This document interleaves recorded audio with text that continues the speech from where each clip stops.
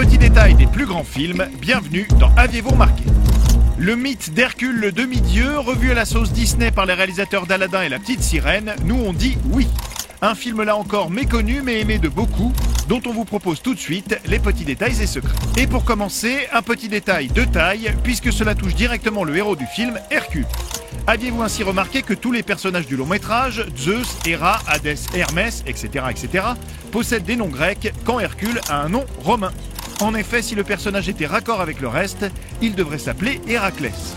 Un choix qui s'explique par le fait que le nom de Hercule est peu reconnaissable pour le grand public. Et qui dit film sur l'Antiquité, dit petite blague sur l'Antiquité. Et dans le domaine, Hercule est le champion. On aura pu noter entre autres que lorsque Hercule rentre chez Phil ici, il se tape la tête contre ce que Phil appelle le mât de l'Argo, clin d'œil au mythe de Jason, le capitaine de l'Argo, qui trouva justement la mort en se tapant la tête sur le mât de son navire. De plus, dans le mythe, Hercule est aussi un marin du dit navire.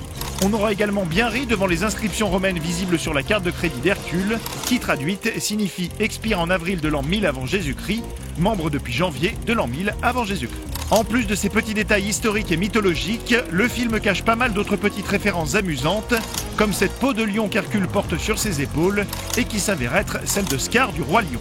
Ou encore le personnage d'Hermès dans cette scène qui reprend la célèbre pose d'une société de livraison de fleurs bien connue.